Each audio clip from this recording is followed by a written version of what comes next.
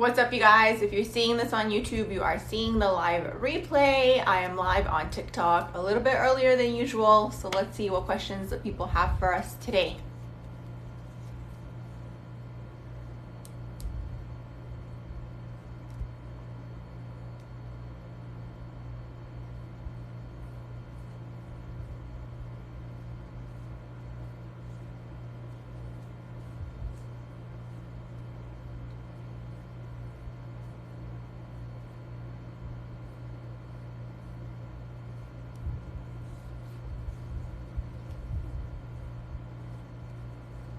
Welcome, welcome, welcome. I'm answering astrology or metaphysical questions. If you have questions about your natal chart, hello.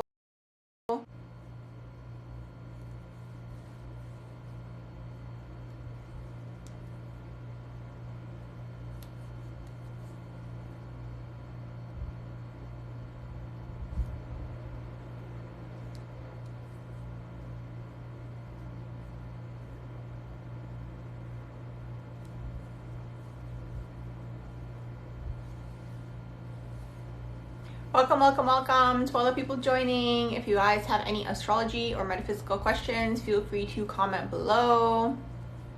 If you guys have any questions about your natal charts, feel free to comment below.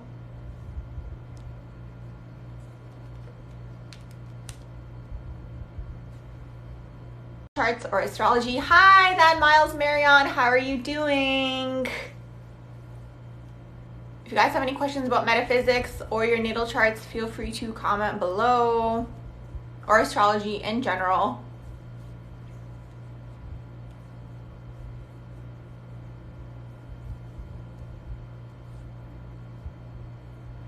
Welcome, welcome, welcome to all the people joining. I'm answering astrology questions about your natal charts or metaphysics in general.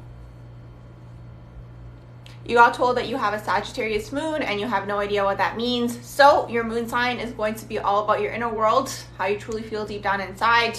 Sometimes it can be all about the relationship you have with your mother as well. The moon does deal with the mother. So when you have a Sagittarius moon, you're going to be someone who's fun, free-spirited. You're going to be interested in traveling, maybe learning different things, meeting different people. Also, the Sag moon is the bachelor of the zodiac. So you might be interested in maybe just lighthearted dating for fun, things like this.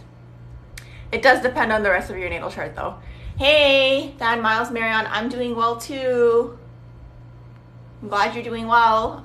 If you have any questions about your natal chart, feel free to comment below. Welcome to all the people joining.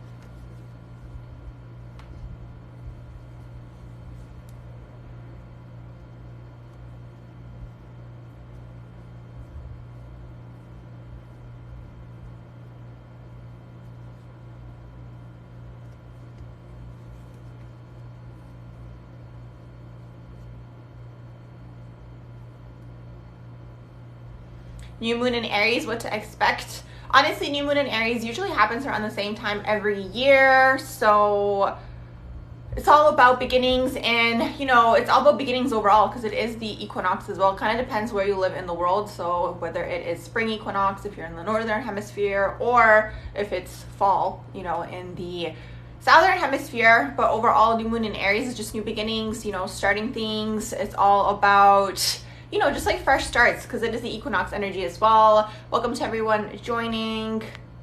It's a really, really good time to just start new things. If you've had a project on your mind for a while, you can, start that now. Things like this. It's all about the initiating energy. Double Virgo for the others. Wow. It's interesting for purple drank. The Sag combination with Virgo, I find it to be very good at athletics. In the big three, a lot of the times you'll notice that boxers have this, people who are into martial arts, very much like a sport that is, needs time to perfect, and it's like a solo sport. But overall, Sagittarius energy is going to be very good at sports in general. Hi, welcome, welcome, welcome. Do you guys have any questions about your natal chart? You said here it is autumn. You have your moon in Aries in the 4th house. Oh, wow. That's a lot of karma to clear on the feminine side. So it's going to be affecting your 4th house overall. That's another thing, you guys. So when we have like any sort of transit taking place, You want to see where you have that particular sign in your natal chart, and then you'll know what house it's affecting. So for Than Miles Marion, because you have it in the 4th house, it's going to be affecting all things to do with your emotional world. It's going to be affecting your home. Maybe you're moving, maybe you're finding a new place to live, maybe you're selling property, things like this. Also, it's going to be the mother as well. Welcome to everyone joining. What are you if you're born in January? What you can do, Jack, is go either on astroseek.com or astro.com or Astro Cafe and then type in your date of birth and you'll get all of your information. It depends whether you're born at the beginning of January or at the end of January. Welcome, welcome, welcome to all the people joining.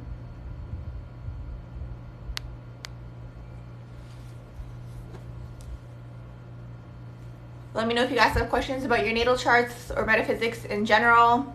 I do readings. Yes, they are on my website, so you guys can go either on TikTok in the link in my bio, so you can go into the shop, okay, that's where you'll find it, or you can go, if you're watching the replay on YouTube, you can go in the description box below and all the information is going to be there.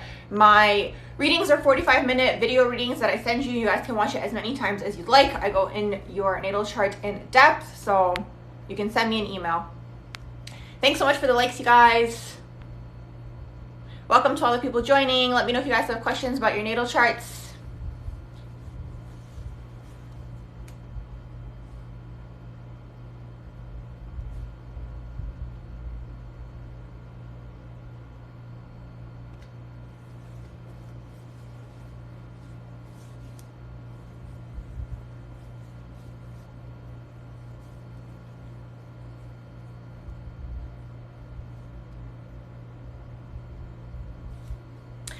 So your natal chart is going to be a snapshot of the sky when you were born, okay? So it's going to tell you what all the planets were doing when you were born, and then that's going to determine characteristics in your life. It's going to tell you patterns that you might have.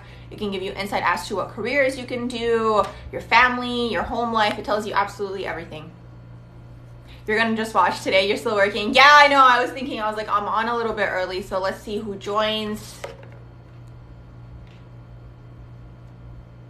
Yes, what you can do, Guy, is you can go on either astro.com, extended chart selection, you can go on AstroSeek, or you can go on Astro Cafe. You can just type in birth chart in Google, and then you can put all your information in there, and then you'll get all the information as to what's going on with your planets.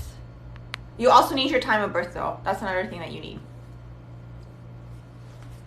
Welcome to all the people joining. If you guys have questions, feel free to comment below about your natal charts, or metaphysics in general, or astrology in general.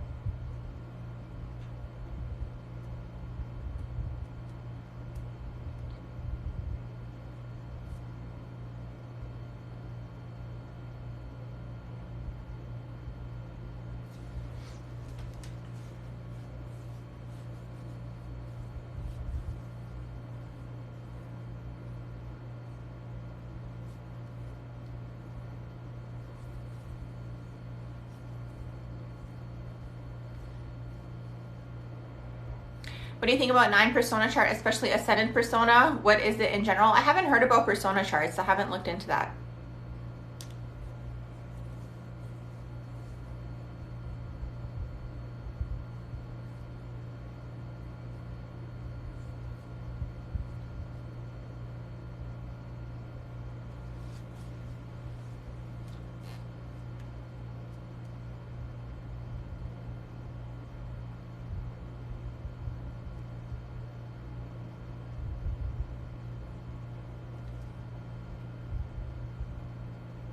If you guys have any questions about your natal charts, astrology, or metaphysics in general, feel free to comment below.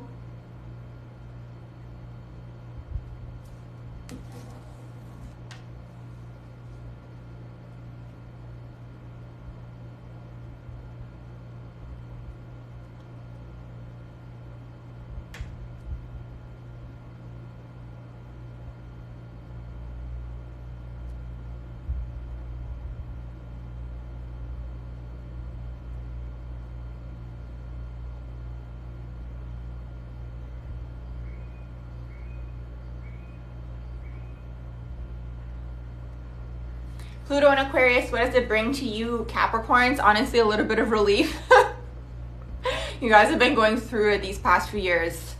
Why is it so difficult to deal with a Cancer moon, especially in a man? Oh my gosh, yeah, they're definitely a little bit more challenging to deal with. Well, if it is a straight man, like a cis het man, I think what the challenge with it is that like they're going to be more so feminine energy leaning, and up until now that's not an energy that's been very much celebrated. So what tends to happen with these people is like they have a lot of emotions, they have a lot of feelings, and they're very psychic and intuitive, but they don't know that they're psychic and intuitive. Maybe they suppress their feelings, maybe they don't want to talk about their feelings, all these things, and then it like turns into like a cup that's overflowing. That's how I see it, because it does deal with the sacral chakra, and it's like those emotions need an outlet. So what they should do overall, cis het men in general should kind of gather together and start talking about feelings with each other. That's one thing. But the next thing is like, if you're not able to do that, you should write it down, you should get it out of your system, like you should just resolve, you know, what's going on internally. Because what tends to happen, what I've noticed, like, because I'm sure you're asking about someone who you're maybe in a relationship with, like what tends to happen with like Cancer moon cis het men, it's like they have a lot of feelings but they don't know what to do with them. So a lot of the time they might like dump all of that either on their girlfriend or their partner, and it's like you need to have an outlet for it. Usually what I suggest for all water signs is to like, you know, do art or poetry or writing, something like that, just to like get it out of your system. Welcome to all the people joining. I'm answering astrology questions. It's your boyfriend. He's Pisces and his moon is in the 12th year dying. It's a struggle because it's like up until now, like they just have not, like the thing is, if you think about it, like overall emotions aren't something that's celebrated. And like when it comes to cis het men, like the only emotion that they express is, right? So, and I don't think they consider that an emotion, I don't know, right? But it's like for them, their immediate response to everything is usually anger, right? Because it's like that's the only emotion that's accepted. So it's like everyone, this is everyone, because this can also happen in like females as well, right? Like everyone needs to just figure out their emotions, figure out what's going on, and just like, it's like we need to have like a class, you know, where it's like, this is what this emotion feels like, and this is how to regulate it. This is what that emotion feels like, and this is how to regulate it. Because a lot of the time for people who have like a lot of these feelings and no outlet, what tends to happen is they might fall into addictions, things like this, where it's like, again, they're expressing it, but in like a shadow sense, I guess you can say. Hey everyone who's joining, if you guys have any questions about astrology or metaphysics, feel free to comment below. Thanks for the likes, you guys. Do you guys have any questions about your natal charts or astrology in general? Virgo, Mars, opposition, Saturn, Aries. Well, that's interesting. That's a lot of like, what's the word? That's a lot of resistance is the word that I'm looking for. That's like a lot of resistance to even like going after things or even expressing like your masculine energy. There could be like, you know, you want to go after something, but the opposition is like pulling you in another direction is really what that is. Because Virgo Mars is a very nice Mars placement, because it's like, okay, this is how I'm going to go about getting my goals. They're going to calculate things. And then Saturn Aries is like, I want to go, but it's like that area is restricted for you overall, right? So it's like, it's pulling you in two directions. Thanks so much for the likes, you guys. Do you have any questions about your natal charts or astrology in general?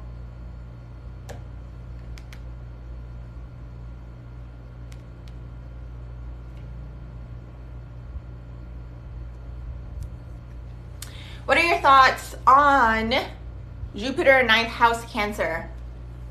Jupiter 9th house Cancer. Okay, so Jupiter can be ways that you can make money. So when you have it in Cancer in the 9th house, you can make money through Cancerian like things. So it can be like anytime you're nurturing, or, you know, it can be a metaphor. It doesn't have to be like literal nurturing. It can be nurturing a project, you know, like letting something grow. Okay, it can be this. It can be things like even being a daycare teacher, for example, but you have 9th house in there. So 9th house deals with travel, foreign lands, foreign countries, foreign languages. So let's say like you go to another country, you can make money there, for example, right? Like that's, you could activate that abundance because it's like Jupiter's expanding this area for you. Thanks so much for the likes, you guys. Do you have any questions about your natal charts? What are your thoughts on Saturn and the 12th? Oh my gosh, I have a whole video on Saturn and the 12th. There's just so much to say. Saturn and the 12th, okay. So Saturn in your natal chart, you guys, is like the area, yes, it's restricted. It's also the area where it's like you have karma to clear. And when you have it in the 12th house, it's like past life karma, okay? Especially with masculine energy, with the authority, you're basically bringing it over into this current day lifetime, okay? That's Saturn in the 12th house. You're basically taking something that you didn't finish in a past life when it comes to this area, authority. It could even be intuition, all these sorts of things, right? Maybe you weren't able to express that in a past life, comes through in this lifetime to basically be resolved. Because when you have 12th house in your natal chart, you can look at it as like you're completing that planet's cycle, right? Saturn deals with rules, regulations, restrictions. It can also restrict the area of spirituality for you. Sometimes Saturn in the 12th, when they're growing up, maybe the home was like either very dogmatic, or maybe there was no spirituality, or maybe people didn't talk about spirituality, or maybe there was fear around like the other side and things like this, right? Because it's like Saturn most of the time deals with the father, right? So it's like, if it's not the father, it's going to be the dominant masculine role or authority in general, because it's like it starts at the home and then it perpetuates throughout your life. You're going to have teachers who are like this. You're going to have, you know, other authority figures like your managers. You're welcome. Welcome to everyone joining. If you guys have questions on your natal charts or metaphysics in general, comment below. Okay, M says Jupiter conjunct Neptune in the first house. Honestly, I like Neptune in the first house. It basically gives you the undertone of a Pisces rising. Jupiter is going to give you the undertone of a Sag rising. So when I say undertone, it doesn't mean you're now this rising sign. It just means you take on those characteristics. Neptune in the first house is very good for like public types of like, you know, like reality TV, things like this, where it's like people want to watch you for literally no reason at all, okay? I know that sounds a little creepy, so you can also get stalkers as well, so keep that in mind.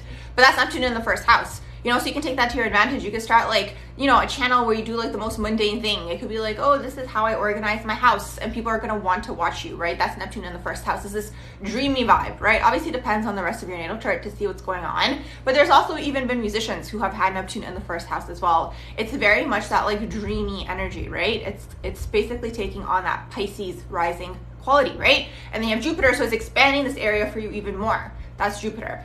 And then having the undertones of having a Sag rising, you're probably going to be someone who is very much likable. You're going to have a lot of friends. You're probably going to be interested in traveling. You're going to be interested in entrepreneurship, things like this. You have anxiety, nobody watch you? Yes, okay, nobody watch this person. What does an ambiguous signature mean? I'm not sure, I haven't heard about that. Let me screenshot that so I can look that up later. The thing is, when you have Neptune in the first house, like people are always going to be drawn to you, like no matter what you do, you know. It can even be people like out in public, like they can just be like, there's something just so interesting about that person, and they can come to you and then they can dump all of their life story on you, and like before you know it, you haven't said a word and you found out about this person's like 5 children and like this happened and that happened. Like that's very much Neptune in the first house. Welcome to all the people joining. Do you guys have questions about your natal charts or metaphysics in general or astrology? Libra, Saturn conjunct Pluto in the 7th house. Any thoughts? Libra, Saturn. Okay, so for Saturn in the 7th house, what I'm going to say is if you're interested in getting married, which you probably will be when you're younger, I would say wait until after your Saturn return. Because the thing is, Saturn, especially because you have Libra in there as well, you're probably going to be someone who's always like looking for the one, especially Saturn in the 7th house. Saturn in the 7th house like idealizes and romanticizes relationships. Sometimes these individuals, I'm curious to know if you're a Cancer rising, but anyways, sometimes these individuals are going to be the types who like, you know, want to get into that unit, into that partnership when they're younger, but it's like around your Saturn return, you can have shakeups when it comes to your friendships and your relationships and all these sorts of things. A lot of the time, these people are going to be in long-term relationships from young. Their Saturn return happens, you know, they go through some sort of separation, and then eventually, like, you know, they find whoever they are, I don't want to say meant to be with, because I think we can be with many, many people, but yeah, they find a partner for themselves, because like Saturn in the 7th house is here to master relationships. You guys can look at Saturn as the area that you're mastering in this lifetime. So you're mastering it and you're desperately seeking it at the same time. Saturn in the 7th house wants relationships, right? It can be friendships, it can be interpersonal relationships. They're also the types of people who are going to have friendships for a long period of time, from when they're very young, things like this. That's very much Saturn in the 7th house, okay? But around your Saturn return, there could be a shakeup. You could maybe not be friends with people that you've been friends with since you were born, like things like this. Also, having Pluto in there, now you're also transforming through these relationships, okay? Let's see, you said you're an Aries rising. Okay, good. because Cancer rising also can sometimes get into those situations as well. Let's see. Mars square Saturn. Oh my gosh, I think I had, oh no, that was Mars opposing Saturn. Okay, so anytime you guys have like an opposition or a square, you guys can look at it as like a friction energy that's taking place, okay? So it's like one planet wants to do this and the other planet wants to do that, and it's like you're kind of being pulled on two different sides is really what that is. So when you have Mars square Saturn, it's like, it, first of all, it deals with your masculine energy, because Mars deals with your masculine energy and so does Saturn, and it's like Mars wants to do this thing, Saturn's kind of like, no, I want to do this other thing, you know? You could also struggle when it comes to like maybe even making your own decisions, maybe not trusting your own inner judgment, like things like this. This is for Alyssa, baby. You said that in Placidus chart, you're Earth dominant, but in a whole sign chart, it says you're ambiguous. I'm not sure. I only do Placidus readings. I only know some things in whole signs, so that's really interesting. You said, I nails it. You're good at relationships. Also easy to cut it off if it doesn't serve you in your highest good. Awesome. Oh my gosh, I'm so happy that that resonated. What else would you guys like to know about your natal charts or astrology in general or metaphysics?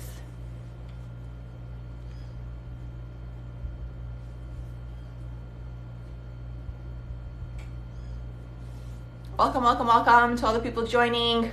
You're a Libra, you're always not sure what to choose. I know, yeah, that's like the Libra struggle. Honestly, okay, what I find with Libra energy, it's like Libra usually struggles between their ego and their intuition. So the way that you can resolve this is like, especially if you're ever trying to like figure out like, was it my intuition or not? Your first thought is always going to be your intuition telling you something, and then anything to follow is going to be your ego. So you kind of have to learn to train yourself to really start listening to the first thought that you have about something, you know? Because then the ego comes along, and a lot of the time, like the Libra indecisiveness comes from people pleasing. So it's like, oh, if I do this, this person will be happy, or if I do that, that person will be happy. Like whether it's happening consciously or unconsciously, like that's where like the indecisiveness comes from. You love and hate that I always describe you. That's the beauty of astrology, you guys. It's always on point. Okay, Geed Feed, you said, does 12th mean foreign lands? Yes, it does. You have Mercury in Libra in the 12th house. Interestingly enough, as soon as I read that, this might not mean like this for everybody who has Mercury in the 12th, but for you, what I picked up on was like singing in a foreign land. So I'm curious to know if that's something you're interested in, or if that maybe happened in a past life for you. Welcome to all the people joining. I'm answering astrology questions. Which one do I think is more accurate, tropical or sidereal? Okay, I always get this question. I look at tropical. Some people are going to say sidereal is more accurate. Some people are going to say that like sidereal is like the current, you know, picture of the sky, and like that's why it's more accurate. The way that I see it is like learn both and see which one resonates with you more, and which one resonates more so with like your story and your life path, because it's like, if you're going to be doing any sort of divination or like readings or anything of that sort, it has to resonate with you first. So it's like, you'll always have like, again, the opposing, you know, this is better, that's better. I think there's truth in everything. I really do. And I think that, you know, it's important to learn as much as we can and like see how we can apply things, you know? But the thing is like, also with like, okay, tropical lines and sidereal, like when you're looking at certain things, like it's like, you know, a lot of the time the sign is going to be shifted up one, right? So it's like if you're using it in terms of divination, you're going to see the pattern happening in both, if that makes sense. For example, right? For example, let's say something happened when Mars was in Pisces and that was in tropical. Well, if you're looking at sidereal, Mars could have been in Aquarius, right? Or whatever. Sometimes it's not one up, right? It depends on the degrees. But regardless, like when you're looking at the next pattern, so the next time you have Mars in Pisces, in whichever one, you're like, okay, this happened last time Mars was in Pisces, so this time is going to mean this. Same thing. Like if you're looking at sidereal, you're going to be like, okay, last time Mars was in Aquarius or whatever, Mars was in Pisces, this happened, so this means for this time. You're really looking at patterns. Like that's what it's all about. You're looking at patterns. It's all about patterns and pattern recognition. So it's like, it really depends which one resonates with you more. Welcome to all the people joining. Does the degree matter? Example, if you have a lot of Virgo degrees, will you act more like a Virgo? I have mixed feelings about degrees, to be honest. Like I know certain degrees mean certain things. Okay, we have critical degrees, and then you have certain degrees that mean like, you know, for example, like fame degrees and things like this, right? Like yes, but at the same time, like the way that I see things as well is like we go through secondary progressions, right? So it's like your chart eventually is going to progress into like the next sign, or is going to move out of the degree. So I don't focus too much on degrees. Welcome to all the people joining. If you guys have questions about your astrology, natal charts, or metaphysics in general, welcome, welcome, welcome. Thank you guys so much for the likes.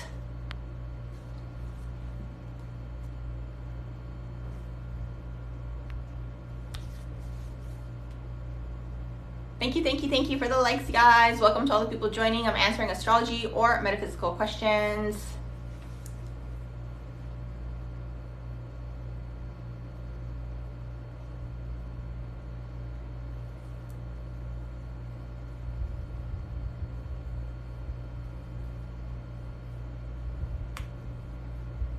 So the house or the sign is more important than the degrees. Again, you're gonna hear different astrologers say different things. You know, some people are gonna say the degrees are more important. Some people are gonna say the houses and the signs are more important. Personally, when I look at things, I would say the house is gonna tell you more because you're gonna figure out conjunctions, you're gonna figure out oppositions, these types of things, right? And it's gonna tell you more so like the area of things versus the sign. The sign always tells you like the characteristic of things. You have to look at everything. There's literally there's so much to go going on. Okay, M says law of attraction to manifest faster. Okay, good. This is gonna be a little bit of a longer explanation. Okay, so this is the way that I see things, right? You have something that you want to do, right? Or you have something that you've envisioned for yourself and you're like trying to bring this through and you're trying to anchor it. The first step is knowing that if you've envisioned it, right, and it feels like it's real and it feels like it's something that you should be doing, it's all about grabbing it from the ethers and grounding it into the earth plane.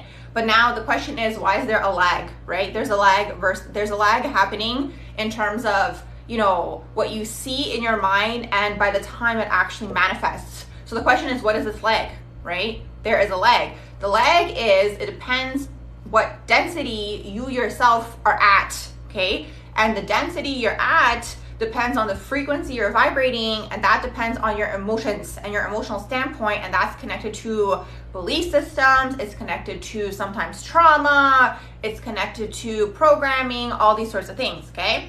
So that's what it's all about. So the thing is, when we're in the higher vibrations, okay, you think something and it happens. And most of the time, it's like, if you feel like something is possible and it's real to you, like you think that it's possible to attain, it can happen faster. For example, let's say today you're like, okay, I'm gonna go to the store and I'm gonna buy a chocolate bar. You're gonna probably find a chocolate bar there, right? Because in your mind, you're like, of course the store has chocolate bars, right? So that's that, lag time being shortened, and it's shortened because it's real in your mind. The challenge comes through when it's something that's, higher, you know what I mean? Like something that feels like it might not be attainable. So it's all about trying to anchor it into the earth plane, okay? I hope that makes sense. But does a little thought of I don't have it or little display, no, it doesn't ruin the whole process. It could just make it a little bit longer, okay? So it doesn't ruin the process, because I know, okay, I don't know if any of you guys have ever watched The Secret or read The Secret. Like, they basically talk about the plant that's growing, and it's like they say the plant almost grows, and then the person says, oh, it's never gonna happen for me, and then it goes back in.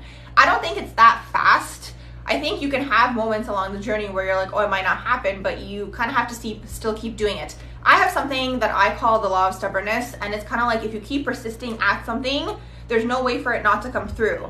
But obviously, along the way, you might, fall, or you might get distracted, or, but you'll still get there if you believe that you will. That's the thing. You have to, it all comes down to belief. Thank you so much for the likes.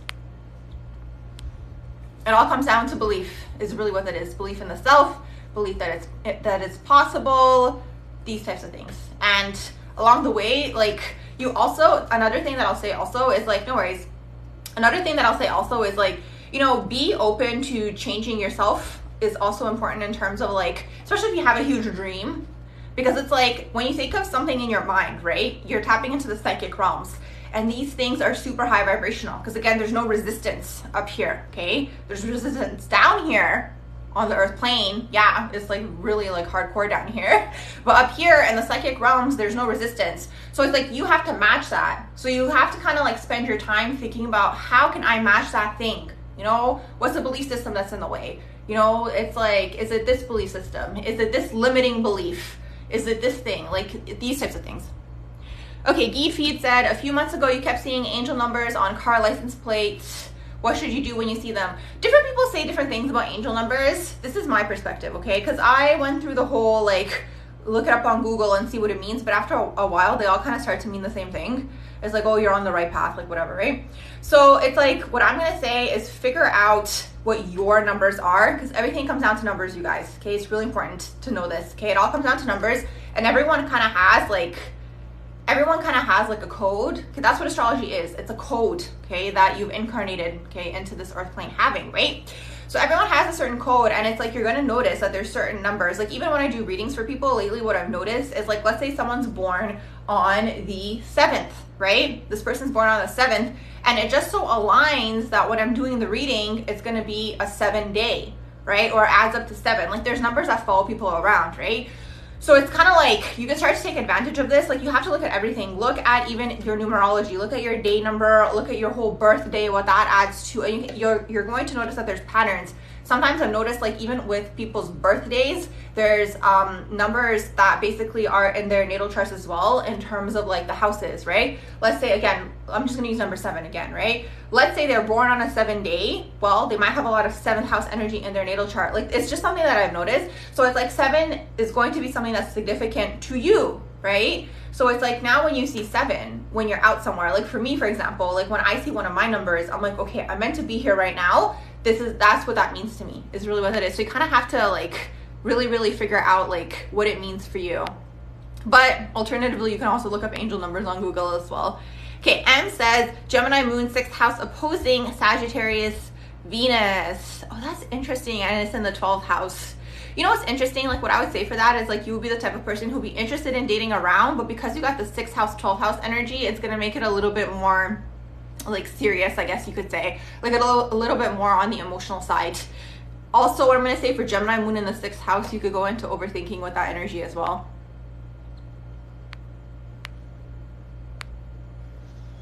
Sagittarius Venus 12th house, yeah, Sagittarius Venus 12th house, that's going to be a lot of like, because the thing is, Venus, yes, it does deal with your lovers, but it can also deal with your friends, and it can deal with all groups of people. So when you have Venus in the 12th house, what can happen is you have a lot of past life friends or lovers coming through as enemies in this lifetime. And like this isn't like a fear-based thing. Like we're not going to have fear about that, like, oh my god, there's an enemy. It's just people that you're clearing karma with is really what that is. Welcome to all the people joining. Do you guys have questions about your natal charts or astrology or metaphysics in general?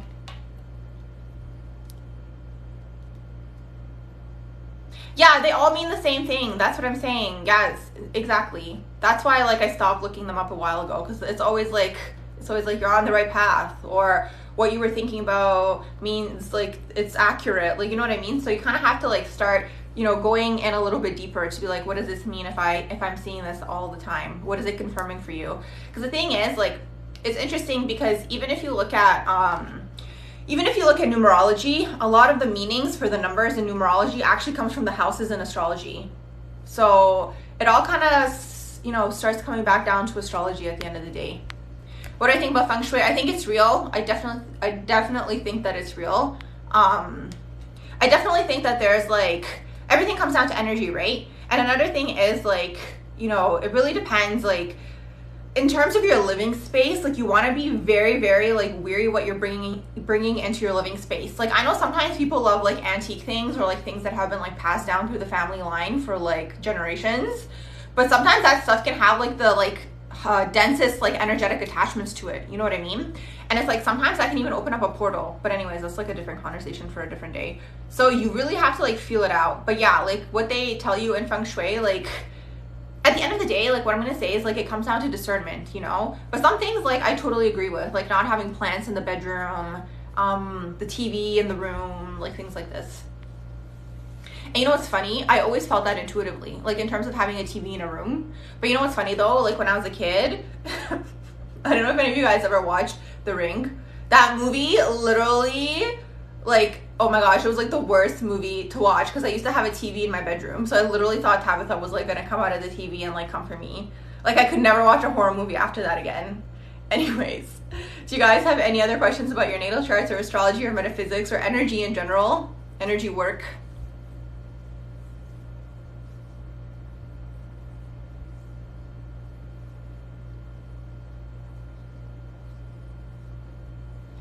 Most psychic potential placements to have. Yes, I was thinking about doing a video on this because somebody else asked me about this as well. I did a short little video on TikTok maybe 2 years ago now. It's been a while.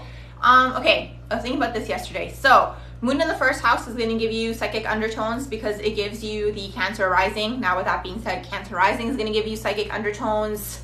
All water placements, especially if you have a water moon, Cancer moon, Scorpio moon, Pisces moon, you're going to have psychic abilities for sure. Neptune in the third house could give you psychic abilities. Sometimes even Mercury, maybe in the third, Mercury in the 12th. 12th house energy in general, all of the water houses. So 4th house energy, 8th house energy. 8th house energy, if you have an abundance of 8th house energy, you're going to be a medium for sure. If you have an abundance of 12th house energy, I would say like pay attention to your dreams because things that you dream of could come true. Like dreams when you're sleeping. Welcome to all the people joining. If you guys have questions about your natal charts or astrology in general, how to protect yourselves from energy vampires. Okay. That's a good question. Oh my God, I'm loving the questions today, you guys. Okay, keep them coming, keep them coming. Okay.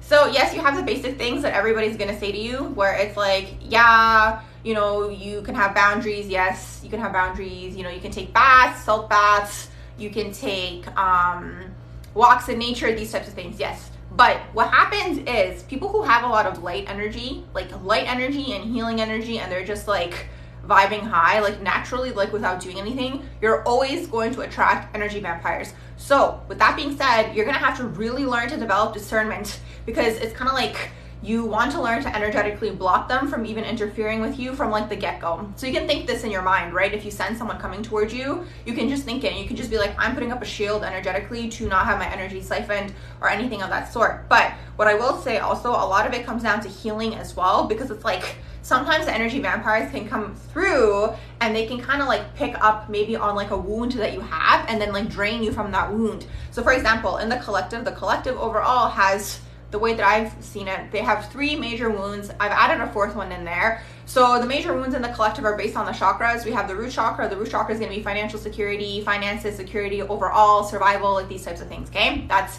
root chakra really in a nutshell. I'm kind of just like scratching the surface here. Then you have sacral chakra wounds. This is collectively, okay, collective wounds, right? Sacral chakra deals with sexuality. It deals with your emotions, vulnerability, all these things, okay? Then you have your solar plexus.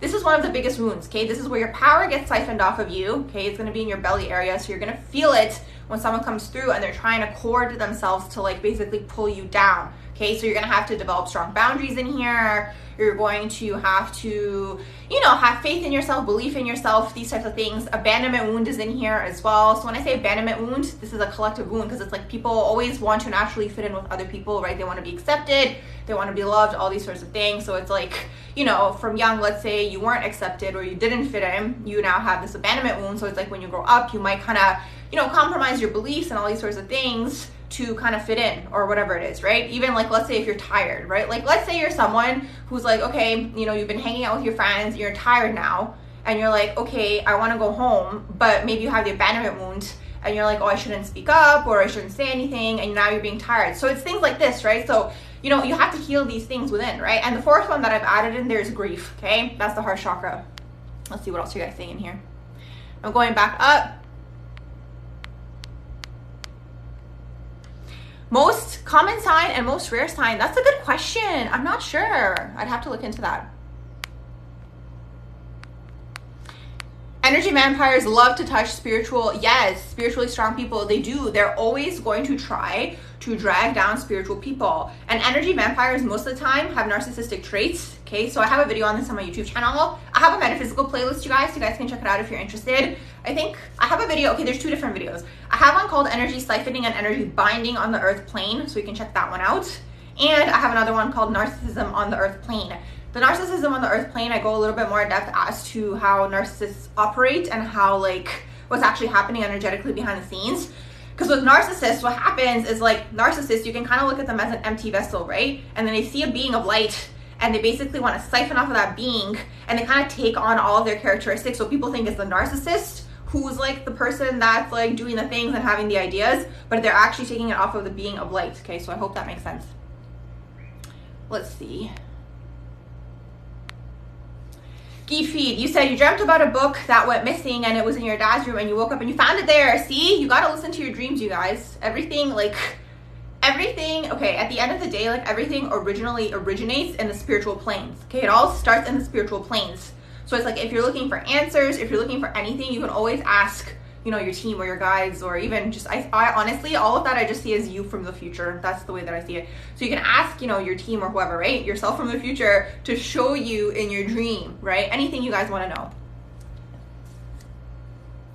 Let's see, let me go back up. You were dealing with someone who has strong psychic ability. Even if you cut him, you still feel him stealing your energy. Interesting, because that can happen sometimes. You can have people who are interfering with you on the physical, on the spiritual planes. That could be something that maybe you would have to go and do spiritual cleansing. And maybe you might have to completely cut this person off if they're fully draining you. Okay, Vanessa, you said you need help. Capricorn rising. You said you have Capricorn, stellium, Uranus, Saturn, Neptune in the first house. Okay. And you're a Sag rising. Wow. So probably you had a lot of responsibility placed upon you when you were a young child with the Capricorn stellium. You could have been very serious from a young age. You could have been the thing with Capricorn energy is they age backwards. So when they're younger, they are very much, almost like an adult, but they're a little kid. And then when they age and they're older, and they're an adult, it's kind of like Benjamin Button. They turn more so into their inner child. So with all that going in there, you're probably going to be someone who, wants to make money. You want to elevate your financial status. Having it in the first house, you could want to start your own business. You're going to have to be a leader. Okay. So whether it's your own business or whether you are, a manager or something of that sort, elevating. Okay. Sag rising. I like Sag energy. It takes them a while to figure out what they want to do. But when they pick something that they like and they focus on it, they're able to basically bring that thing through because of the fire passion energy. Oh my gosh, you said you found your astro twin. Hey, love it. You know what I've noticed whenever I do lives? It's like the energy gathers to each other, It's like there's always a theme because it's like the frequency, right? So this is the vibe today. Do you guys have any other questions about astrology, metaphysics, energy, the psychic world, your natal charts? All the things.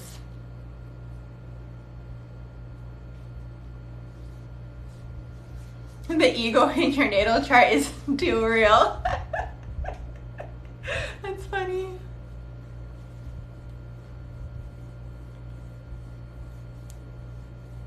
Thanks for the likes, you guys.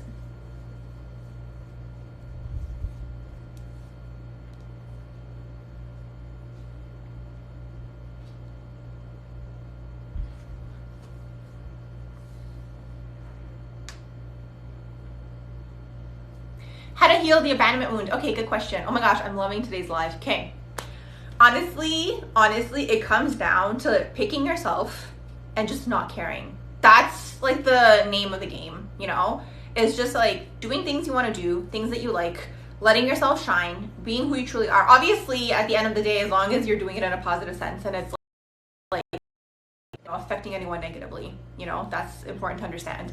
But yeah, that's really what it all comes down to. The more that you do that, the more that you build confidence, which is also in your solar plexus, the more that you develop strong boundaries, the more that, also another thing, also if you want to heal the abandonment wound, what my suggestion would be is spend a lot of time on your own to be comfortable with being alone and to learn your own energy. Because it's kind of like when you get into that comfort of being on your own and it's like, okay, this is who I am, this is what my vibes are like, and it's like if you're somewhere and the vibes are off, you'll feel comfortable to be like, it's kind of like the example that I was using earlier where you're like, I don't want to be here anymore. Okay, bye guys, I'm going home now. I'll see you guys next time. We had fun today, whatever, right? Things like this. Does Venus in Virgo mean afflicted with some square and some positive aspects? Venus in Virgo is a challenge because it's like you're going to be critical when it comes to your relationships and you're always going to be idealizing something and you're always going to be having this dream of this ideal partner and it's almost like no one ever lives up to that. Also, sometimes Venus in Virgo can take on projects in terms of partners. Also, another thing Venus in Virgo can do is they can really burn themselves out in their relationships where it's like they're constantly putting the other person ahead of them. You said, how about Virgo sun, Pisces moon, relationship with Taurus sun, Aries moon? I mean, I like the grounded energy going on in there. The Aries moon might be a little bit like younger at heart for like the Pisces moon wisdom, but overall it's very grounded. Oh my gosh, thanks so much for the gift, you guys. Do you have any questions about your natal charts?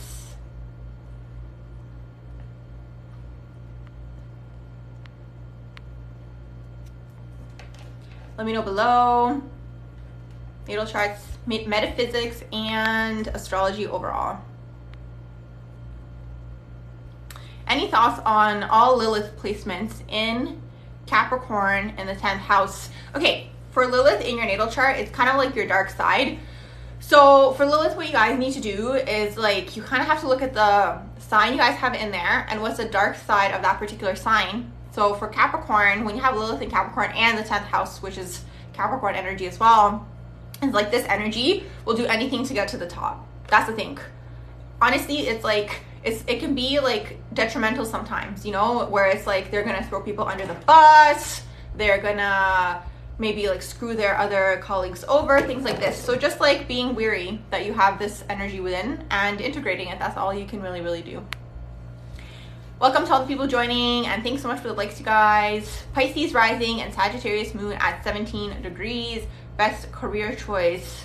Very interesting. That's very much like a public eye type of vibe. I'm curious to know if you're interested in being in the public in one way, shape, or form when you have that going on. The Pisces rising is going to make you very much like alluring, interesting, dreamy. Sagittarius moon, what I like about Sagittarius moon is like they're very good at whatever they pick to do. You know what I mean? When they pick it, like, because they bounce off a Gemini, they can spend a lot of time being like, I like this thing, I like that thing, like kind of scattered. But when they hone the energy, they can be very good at whatever it is that they do. So, and then 17 degrees are famed degrees. So that could be something you're interested in. Tamra says, thoughts on natal Venus retrograde in Aquarius 12th house, especially with upcoming Pluto transit. Wow, you're probably going to have a lot of karmic partners coming through, karmic friends coming through, people to clear karma with is really what that is. Because 12th house Venus overall is very much, it's karmic in the sense where it's like you have a lot of past life people that you've encountered, dealt with. It's people overall. It can be partners, but it can also be friends that you've encountered that you're clearing karma with in this lifetime. So, and Pluto's coming through that, right? So it's going to be transforming this area for you. So you're going to be transforming through your relationships is really what that is, but it's over an extended period of time because the Pluto transit is going to be, I looked it up yesterday how long it's going to be going on for. I think 19 years or something like that, for a while. And it moves slowly. You blame Lilith for derailing anything or anyone that got in the way. It's true. That's what Lilith is. Lilith and Capricorn. Like Lilith and Capricorn also, that placement can sometimes like sleep their way to the top. So keep that in mind as well. Thanks for the rose and Miles Marion. China Doll says, yeah, same. Venus retrograde conjunct North Node in Scorpio 3rd house. Yeah, Venus retrograde, you're basically relearning lessons when it comes to your love life in this lifetime. Also, Venus retrograde, like sometimes this placement can struggle to enjoy. Sometimes this placement can struggle to indulge.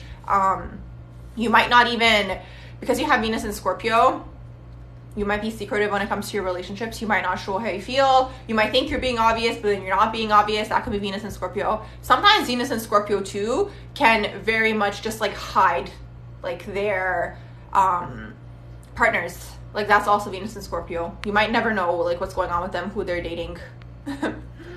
Any ideas why Pisces risings don't do well with Libras? I think both of them are probably too like up here, you know.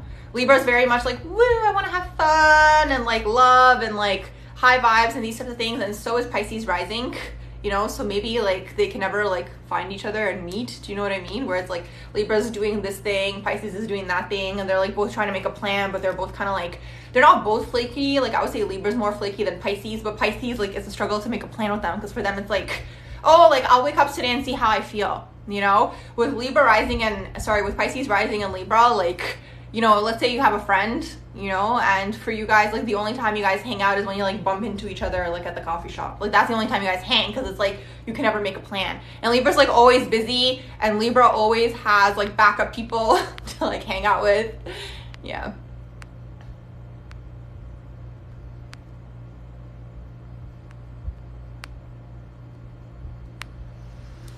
Tamara says, you've had Pluto transit almost all your planets since birth, natal, Scorpio, Pluto, yeah, in the 9th house, yeah. You know, I was thinking about that yesterday, actually, because I was making a video on Pluto squaring, transiting Pluto squaring natal Pluto, and I was like, honestly, it just feels like there's just always something going on. You just never get a break. Let's see, what are you guys saying in here? Thoughts about fixed stars. Do you mean fixed signs? Any thought on Lilith in Gemini in the 11th house? Okay, so for Lilith, we got to look at the dark side of that particular sign. That's going to be like your shadow, right? What happens with the shadow like aspect of ourselves, like most of the time, like we like express it without realizing that we're expressing it. So you kind of want to get like a grasp on it so you can express it in the positive sense, okay? So Lilith and Gemini can be flaky. They can be like empty promises type of people. They can be people pleasers. That's something that people don't talk about with Gemini. Gemini energy can be very much people pleasers. 11th house can like go so much into the crown that like no one knows what you're saying. You know, sometimes they have to like bring it back down and like ground it so people can understand. For 11th house people, my suggestion for them is always start where the collective's at and then bring people up to your level. The thing is, the 11th house person is never going to want to do that. To them, they think it's like boring if they talk about like sports or fashion or whatever is like popular right now, right? Maybe some people are talking about reality TV. The 11th house person always is going to want to talk about the universe and how can we help, you know, propel the collective forward and inventions and like these types of things. So just integrating.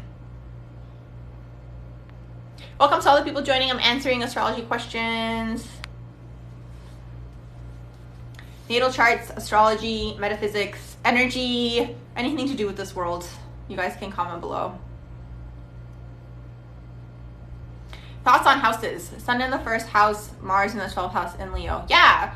So do you have your sun in Leo as well? I like sun in the 1st house. It gives you the undertone of having a Leo rising. When you have sun in the 1st house, you are here to shine is really what that is. You're here to be creative. You are here to kind of like steal the show. You need a stage. That's the thing. Leo energy needs to be on a stage, or they're going to create one for themselves.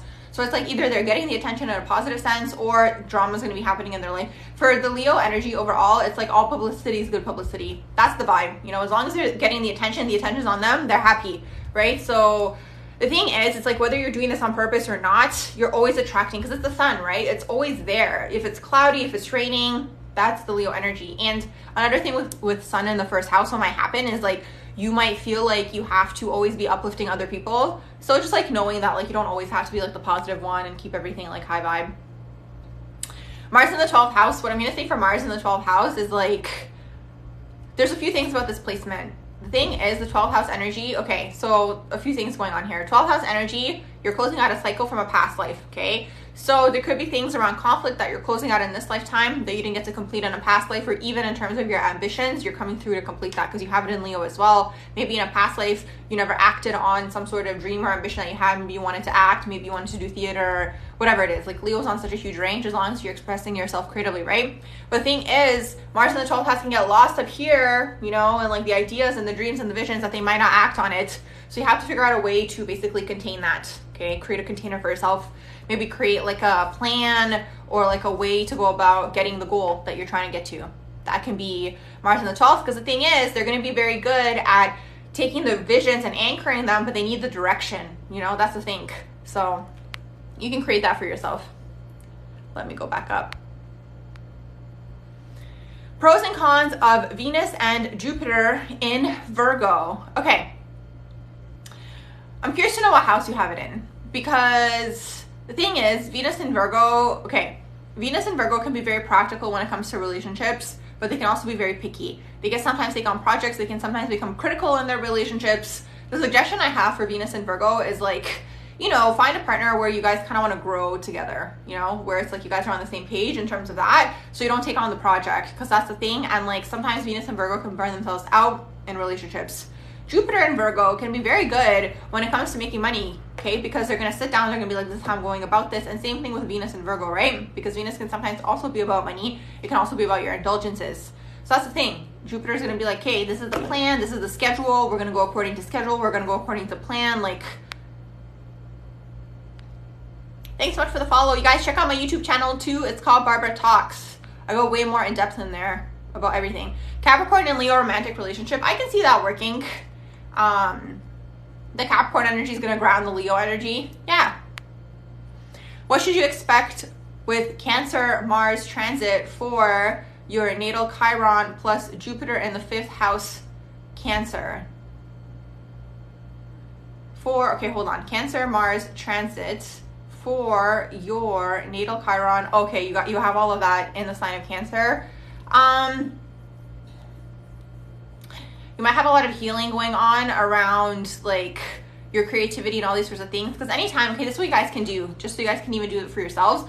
When there's a transit that's taking place, okay, you guys want to see what sign that transit is in. So we have it in Cancer, right? And then you want to see what house you have Cancer in your natal chart. So it's going to affect that house, whatever that planet means. So for you, you have Cancer in the 5th house, right? So Mars transit is going to be affecting all of your 5th house like things. It's going to affect your creativity. It's going to affect your inner child. It's going to affect your, it's going to affect, even if you have children, it's going to affect your children, things like this, right? It's all things to do with creativity. So the thing is though, like what I'm picking up intuitively for you, there could be like conflicts coming up or like things that were like buried underneath the surface. Like when it came to your creativity, maybe it was suppressed or something of that sort, and it's like bubbling up to the top. Because Cancer Mars, like, okay, Cancer Mars, okay. The thing is with Cancer Mars, it's very much like an eruption of energy, okay? Because Sun in Cancer or Mars doesn't like to be in Cancer. It doesn't like to be there because it's like Cancer is not very much a confrontational sign, right? It's like the feminine energy. It's all about the feeling, right? So it's like Cancer Mars, when people even have that in their natal chart, they can be the types of people that like don't express when they're angry and then like erupt all at once. And then like they cry too. Like they're those types of people as well when they're mad. Let's see. What do I think about Vedic astrology? I think it's good. I think it's good to learn both and see which one resonates more. I think there's like pros and cons to both. Let's see. This is for Gaia's gratitude. I like your name. You said South Node, Capricorn, 3rd house. So that's your past life. Your South Node is going to tell you about your North Node, about your current life. So what happens with the South Node is like sometimes you might fall toward the South Node because it's like it's something that you've mastered already and it's something that you're familiar with, but you're not meant to be focusing on the South Node. You're meant to focus on the North Node, okay? So in a past life, you could have been someone who was very much about the day-to-day, about like corporate working, you know, climbing the ladder, the social ladder. It could have even been something like marketing or media or something of that sort. So in this lifetime, you have your North Node in Cancer. It's going to be in the 9th house. That's very interesting because it's like in a past life, you could have been a big fish in a small pond. With the 9th house is about being a small fish in a big pond. And the Cancer energy is to do with feeling. It's to do with like expression and healing and all these sorts of things. Virgo and Aquarius go together. I can see them working. Have you taken a look at Selena Gomez's birth chart? No. What's going on? You love the nakshatras. Yeah, there's a lot of pros and cons to both. It's good to learn both. Thoughts on stellium in Libra, 1st house, ascendant, Saturn, Venus, Jupiter, Pluto, a lot of fortune. Wow. So for you, okay, in this lifetime, you're meant to be a leader. You're starting a new cycle, okay, of some sort. What's going to be a struggle, though, is going to be the Libra in there because it's like the 1st house is meant to be the house of the self. Libra is the sign of other people, right?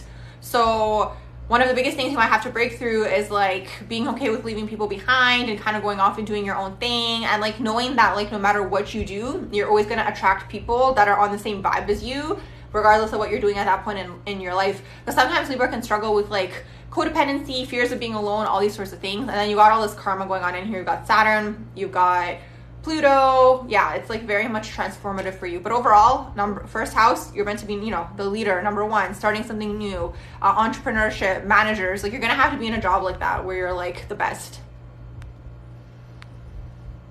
Let's see. Let me go back up. Oh, yay. I'm glad that resonated. 6th house. I can't remember what I was asking you. Let me go back up there. Oh, yes. You said you have Venus and Jupiter in Virgo in the 6th house. So that's like double of that energy going on in there. Let's see. Thanks for the follow, you guys. Check out my YouTube channel. It's called Barbara Talks. I go way more in depth on there.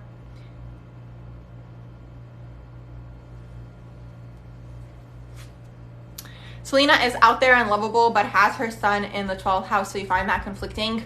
Okay, what I'm going to tell you guys about the sun in the 12th house, actually I'll get to that shortly. Let me just answer Jasmine's question about the Cancer North Node in the first house. Okay, so to understand the North Node, you have to look at the South Node, okay? The South Node is going to tell you about where you've been and what patterns you may have developed or mastered in a past life that, you know, you might be doing unconsciously in this lifetime, but you're not meant to focus on the South Node, you're meant to focus on the North Node.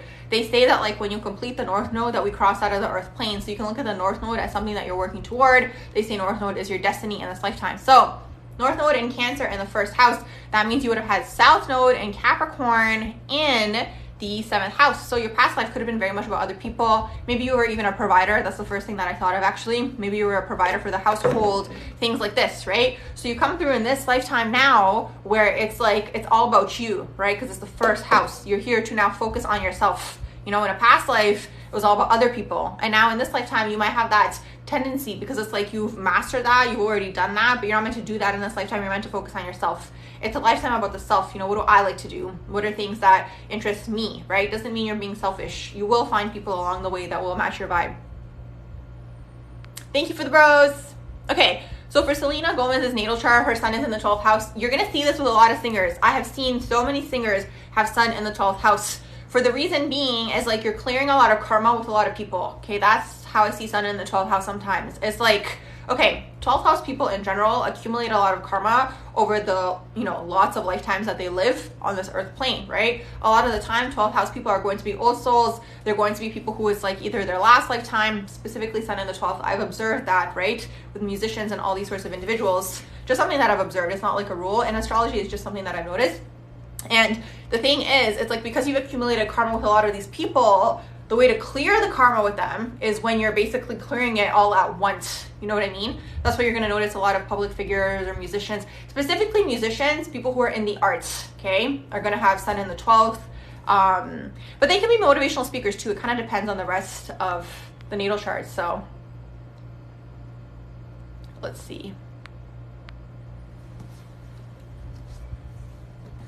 You said your South Node is in Capricorn in the 7th house. Yes. Yumna said Scorpio North Node in the 4th house. Interesting. The 4th house is going to be conjuncting your IC. So what I would say is for your destiny and for what you're meant to be doing in this lifetime. Don't worry, you guys. I'm going in order, so I will get to all of your questions. You don't have to type them twice. So what I will say for you is, like, if you feel like you're not on your path, check out what took place in the home. With the fourth house being in Scorpio, because it's like there could have been something hidden, or maybe you felt like you had to hide who you were, or like your gifts or your abilities, all these sorts of things. Because having North Node in Scorpio in the 4th house, you're probably going to have intuitive gifts, psychic gifts, mediumship gifts, these types of things that you're meant to be sharing, right? So if you don't want to share it in like a traditional way, or like a, I mean, it's not traditional, but in like a psychic, intuitive, doing readings type of way, you can do it in like a, I'm doing art, right? Scorpio, all of the water placements and water houses can deal with art in one way, shape, or form, okay? But overall, like what I've noticed with Scorpio, I've seen a lot of like actors and actresses have Scorpio energy going on in their natal chart. Scorpio is always seeking power. That's kind of like their end goal for everything, okay? That's important to keep in mind. So it's like they're gonna kind of do whatever they need to get to where they're trying to go. So it can manifest a lot of different ways. Let's see. How do you feel about sun in Leo in the 7th house? You've been told that sun isn't expressed well in the 7th house.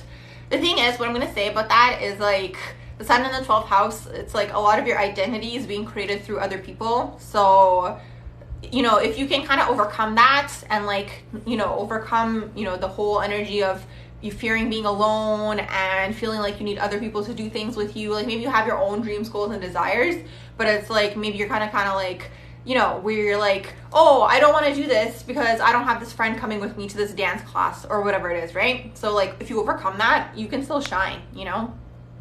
I don't see things as good or bad, especially in astrology. I see it kind of like this is the energy that we have in our natal chart. How can we create something positive with it? Sun in the 12th house, you hope this is your last lifetime. Me too, Jasmine. It's actually like my life goal. Let's see. Vanessa says, thoughts on Sun and Mars in the 9th house. Sun and Mars in the 9th house. You're going to want to travel. You're going to want to meet new people. Maybe you're going to be interested in learning different languages. Maybe you're going to be interested in working abroad even, or pursuing higher education. You can pursue higher education when you've got that going on in there. But overall, you're going to be someone who's interested in adventure, fun, travel, moving around, these types of things. Let's see. North Node Scorpio in the 12th house. Let me just go back up. I lost my spot. Okay.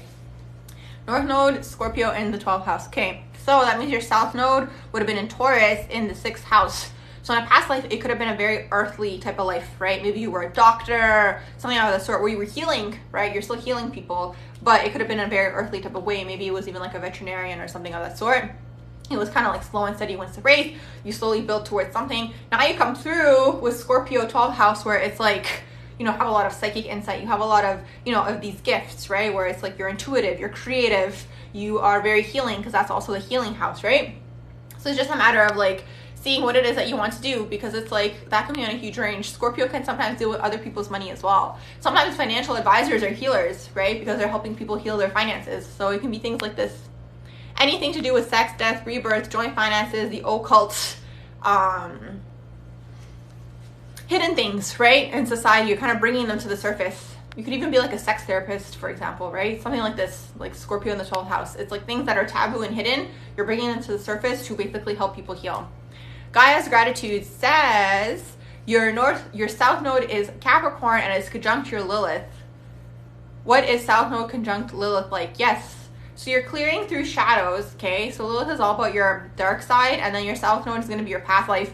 So it's like maybe you carried over certain shadows from a past life that you need to clear in this lifetime, or like certain patterns, something of that sort, okay, that you're clearing in this lifetime. Kind of depends, like what do you have it in? Let's see. What do you think of Saturn conjunct Taurus moon, 7th house, and Sun in the 6th house? Okay, so Saturn in the 7th house, my suggestion is so interesting. I had someone else in here earlier with Saturn in the 7th house. Okay, at the end of the day, you have free will, so you can do whatever you want to do. But my suggestion for Saturn in the 7th house is don't get married until after your Saturn return. Because the thing is, these people tend to get into long-term relationships when they're young. And by the time their Saturn return happens, they might go through a breakup or a divorce or something of that sort, where they're separating from, you know, this person. Or it could be groups of people as well. It could be like your childhood friends, right? Because it's like Saturn in the 7th is going to have friends that they've had for a long period of time, especially because you have Taurus in there, right? So around your Saturn return, you could, you know, go through, you know, leaving these people behind and all these sorts of things, right? Because it's like you're changing. Around your Saturn return, the way that I see Saturn return is like you're officially entering adulthood, okay?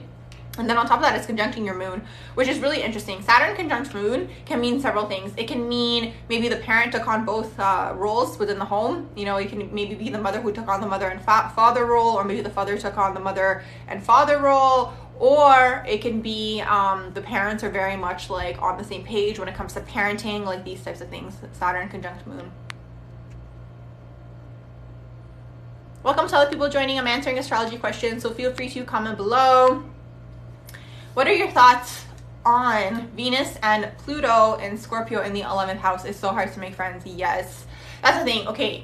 The thing is with Venus and Scorpio, like, and then you also have Pluto and Scorpio, so you kind of have that conjunction going on, which means like all of your relationships are going to be Plutonian. Like they're all going to be transformative. And sometimes I find that for like Venus and Pluto conjuncting in Scorpio, it's like, yes, you transform through them, but it's like after you kind of get to a certain point, it's kind of like you're the trigger for the other people as well. Like I totally get where you're coming from. It is a challenge. Like all your dynamics are going to be Plutonian when you have Venus and Pluto conjuncting, and then on top of that you have it in Scorpio. So that's what's going on.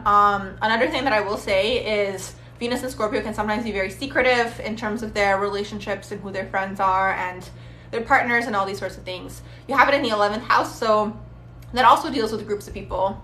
So it's like double of that energy. And like the thing is with Scorpio energy, like they can't fake it. You know what I mean? Like they either vibe with people or they don't. And they're not the types of people that can kind of have like surface level friendships. Like right away, as soon as they meet people, they go like right in depth right away. And the thing is, especially for Venus and Scorpio, it's like other people don't like that sometimes. Like sometimes a Venus and Scorpio person is going to meet someone and it's like you know, unconsciously, especially when you're younger, it can be more so unconscious, you bring these people's shadows to the surface without realizing, and they're all triggered, you know. But it's like the Venus and Scorpio person can't stop being the way that they are, so they're gonna have very like few friends. They're gonna be very selective about their friends, and it's like when they love their friends, they're gonna like hold on to them. Let's see. Thanks for the likes, guys.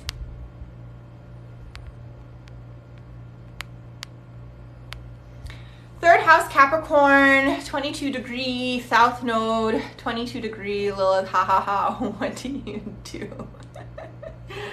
Is your Lilith in Capricorn as well? Is all of that in Capricorn in the third house?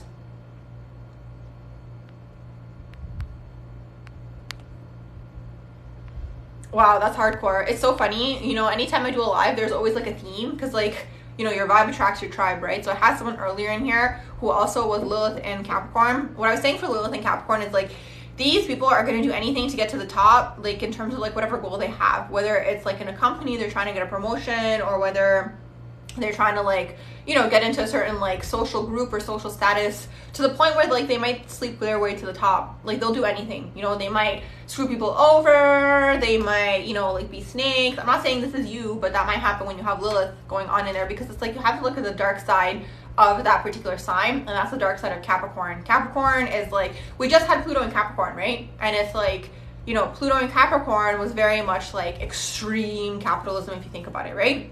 So that's kind of like the dark side of Capricorn. And then you said you have your South Node in there, very much karmic from a past life that you're clearing in this lifetime. Okay, is really what that is. It's like connected to your past life. You said you have your Cancer moon. It's opposite.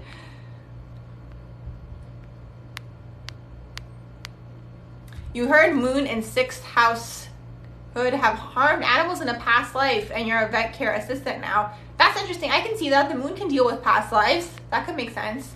You said, so it's like opposite, and you have to give back to animals again. Yes, yes, yes. I can totally see that. That actually makes a lot of sense. You're welcome.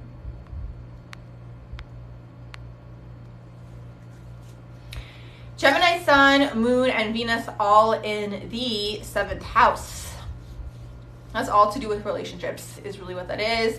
You're going to have a lot of friends. You're going to be very charming. You're going to be very likable. People are going to like you. That's very much 7th house energy. Also, what I'm going to say for the 7th house as well is like they can be good at starting businesses as well. So that can be something that you're interested in doing. Welcome, welcome, welcome to all the people joining. I'm answering astrology questions. If you guys have any questions about your natal charts, metaphysics in general, energy world, energy work, all these sorts of things, feel free to comment below.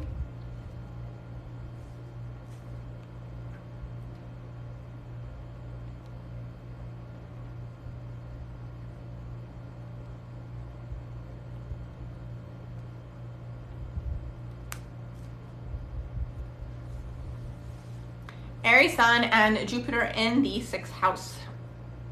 Aries sun and Jupiter in the 6th house. Thoughts? I'm trying to think. Aries sun can be hardcore. Overall, you guys, when you have Aries in your natal chart, you're basically also happy. Almost birthday to you. It's almost your birthday. Aries energy is basically here to learn to deal with conflict resolution. So they're here to basically figure out how to handle conflict, and they're here to basically figure out how to channel their energy in a passionate direction. The thing is, what I've noticed with energy, with the Aries energy, the thing is you have it in the 6th house, so it can be a little bit more grounded for you. But what I've noticed with Aries energy is like sometimes they drop projects, like they don't stay, you know, through something until the end, if that makes sense. Where it's kind of like they're gonna initiate. Like Aries is very good at initiating, but it's like if they don't get the outcome that they want right away, they could drop that project. And it's like if you had stuck it through until the end, you probably would have gotten far, because it's very much like, it's fiery in the sense, like that's the Aries energy. Like it's very good at getting what they want. So, and you have it in Jupiter, so it's expanding this area for you. You could also be interested in working in like the healing world as well. Let's see. As an Aries, so if you were here just now when I was saying everything about the Aries energy, that's gonna basically resonate with you as well when it comes to money. You're gonna have to work in a career where you're moving around, you know, standing, movement. Okay, it can be physical, it can be things like dance, it can be construction, things like this. Okay, that's gonna bring you that'll bring you money. Okay, that's really what that is with the Aries part of fortune. Also, you could be interested in health, healing, and being of service. That's another thing with the 6th house energy. So with part of fortune, you guys, whatever you have in there, like you basically, like when you engage in those types of activities, you can bring through abundance. You're welcome. Oh my gosh, I'm so happy that resonated. The thing is, what's interesting, like in the body, and this is going to resonate for Aries people, like in the body, anger, this is just from what I've observed, anger and passion is very closely connected. So we have anxiety and excitement is very much similar in the body, and then we have anger and passion. So Aries energy is like, sometimes I see Aries energy as like, I don't know if you guys know what Ayurveda is, but sometimes I see them as like the Vata body type where they have an excess of like energy, so they have to find outlets for it, you know? That's why they always have to be doing something. And they might struggle to sleep at night because it also does deal with the head. So it's like this excess energy, especially because you have it in the 6th house, can go into overthinking. So it's like you need to figure out a way to release the excess energy. So that's why it's important to exercise when you have Aries energy going on, right? Because it's like that fire within. Hey, Nostalgia, how are you doing? Gemini, or sorry, this is for guys, gratitude. You said Jupiter and Saturn, both in Gemini in the 8th house. Wow. That's the thing. When you have a Saturn-Jupiter conjunction, it's very interesting because it's like Jupiter's expanding this area for you and then Saturn is restricting. Jupiter in the 8th house can be abundance through a spouse. It can be inheritance money as well. What I will say though, like when you have Saturn in the 8th house, you might struggle with intimacy, you might struggle with vulnerability. So it's like having Saturn in the 8th house, like for example, I mean, it doesn't necessarily have to be marriage, but it can be long-term commitment. So you might struggle to commit to someone for a longer period of time to activate that Jupiter 8th house money. Do you know what I mean? So that's kind of like the struggle with having like Jupiter and Saturn conjunct. Yeah, I'm glad that that resonates. Do you use house rulership? Yes. Yeah, Saturn in the 8th house, like, okay, I have a video on this on my YouTube channel, all of the Saturn houses. You guys can check that out. My YouTube channel is called Barbara Talks. Check it out, you guys. So Saturn in the 8th house, like for them, what tends to happen is at a young age, Saturn is basically restricting a certain area for you. And most of the time, Saturn is going to deal with the father. If it's not the father, it's going to be the dominant masculine role in your life. Okay, that's Saturn. So this person, when you're younger, restricts this area for you. 8th house deals with anything to do with intimacy, anything to do with vulnerability, anything to do with your emotions. It's all sacral chakra things, right?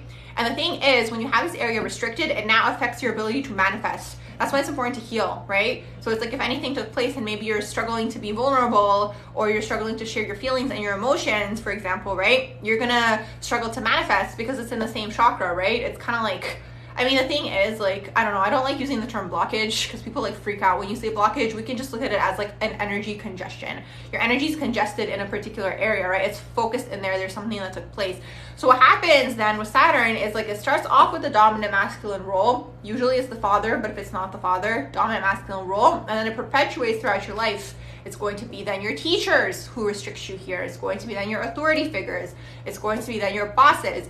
And a lot of the time what I've noticed, like what happens like unconsciously or just subconsciously is like we seek out these relationships or like dynamics because it's like we're trying to heal through it by like replicating it, if that makes sense. Yeah, I'm glad that that resonates. Oh my gosh, and you said you have Saturn at the 0 degree. Yeah, that's hardcore. How can you find your vibe through astrology? What do you mean?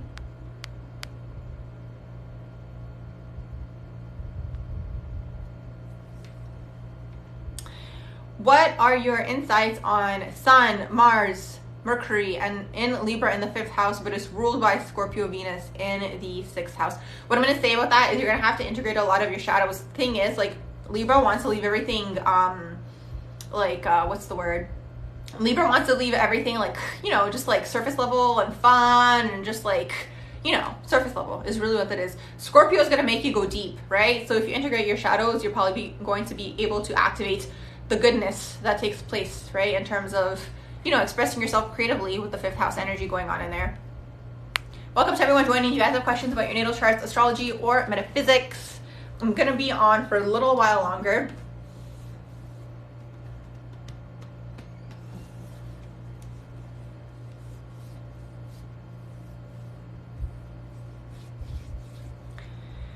Uranus, Juno, 7th house Aquarius. I have a video on Juno because Juno can tell you a lot about your partner. So you can check that out on my YouTube channel. But what I will say, having Uranus in the 7th house in Aquarius, your relationships are going to be unconventional. Natal charts, astrology. You've been doing so much research on it. Your last comment, hard to decipher.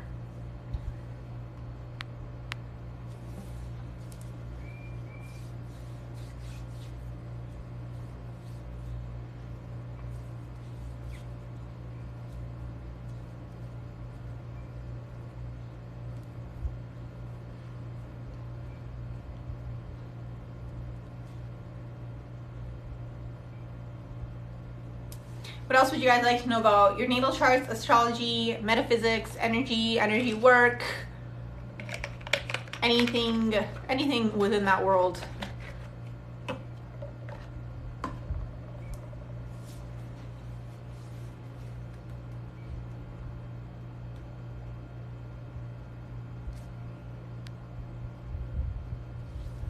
No worries, I hope that made sense. Saturn and Jupiter, so you also have Saturn and Jupiter both in the 11th house. 2 degrees of your placements play a huge role in your life. I know, it's so interesting. Someone asked me this earlier. You're gonna have different astrologers say different things in terms of the degrees.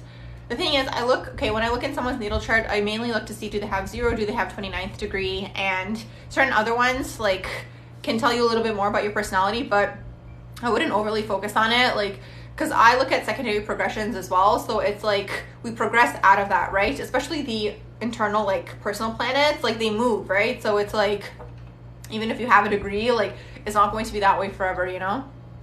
So no, I don't focus on it too much. Hard aspect, Saturn. Yeah, oh my gosh, that's so interesting. I had someone in here, Saturn 0 degrees, and now you're saying you have Saturn at 29 degrees. The beginning and the end of the sign is the hardest because it's like it's like the shadows of that particular sign. Jupiter 9th house. Okay, Jupiter 9th house. Okay, Jupiter 9th house basically means you might be someone who's interested in traveling, higher education, higher learning. You could even be someone who's interested in being like a diplomat, working in, like, you know, maybe a company that, like, through the company you're traveling, that could be something that does take place, and you can make money this way as well because Jupiter expands the area that it's in. Also, having Jupiter in the 9th, you might be someone who learns languages fast. Mercury, Pisces, 29 degrees, yeah.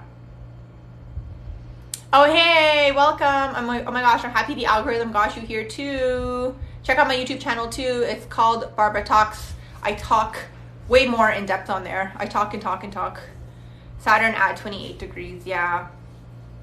What do you have your Saturn in, Jasmine?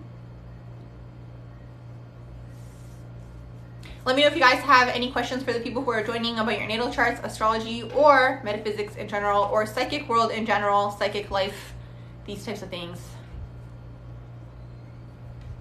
Oh, you have it in the 11th house in Taurus. Yeah, Taurus can be a struggle because it's like, the thing is with Taurus energy, especially when it's like in the later degrees, like it can become very petty, it can become very stingy, it can like not enjoy these types of things, not allow themselves to enjoy. Mercury in Libra in the 12th house, 29th degree. You're going to be very much, you know, a poet, a romantic at heart, okay? You might like communicate in terms of like riddles is really what that is, like having Mercury in the 12th house. Mercury in Libra, you're going to be able to see things from all perspectives, you know, where it's like you understand where this person's coming from, you understand where that person's coming from. That's Mercury in Libra. You'll see everyone's side. Like, it's rare for Mercury in Libra to have like a bias. Could Taurus in the 12th house cause self-worth issues, kind of blind to your own worth? Yes, I can see that taking place. Yeah, because Taurus energy, sometimes Taurus energy also is like, it's personal finances, but it's also belief systems, okay? And a lot of the time it's from your past life as well. Belief systems that you kind of have just like ingrained within you. So I can see that happening.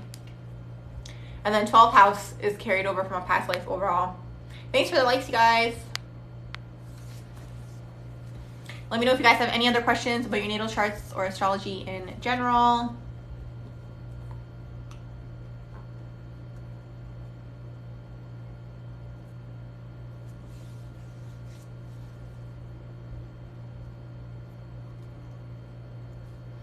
Yeah, so part of fortune in your natal chart is going to be like the area where you can make your abundance in. So having part of fortune in Capricorn in the 6th house, you can make your money through Capricorn, like things, you know, higher social status, elevating your status. You can be working in corporate, you can be working in law, you can be working in the government, all these sorts of things. And then you have 6th house in there is health, healing, and being of service. So anytime you're engaging in like that healing world, I think you said you're a vet. Was that you, Jasmine? You're basically bringing through money by doing that. You said you noticed with your North Node and Uranus transit in Taurus, you've been waking up to your own value. Yay, that's awesome.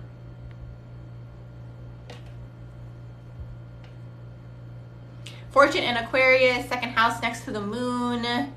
So having fortune in Aquarius, you're going to be very much all about the futuristic thinking, being ahead of your time. That's how you can make money, by having just like, you know, different ideas, like just being different. Like you really, really need to embrace your own uniqueness when you got fortune in the sign of Aquarius, because this is how you can bring through money. You can bring through money like maybe having different hairstyles or like different clothes or like makeup, like these types of things. Okay, you can bring through money this way. Sometimes Aquarius can deal with the internet. Sometimes Aquarius can deal with technology overall. So that could be also ways that you bring through money.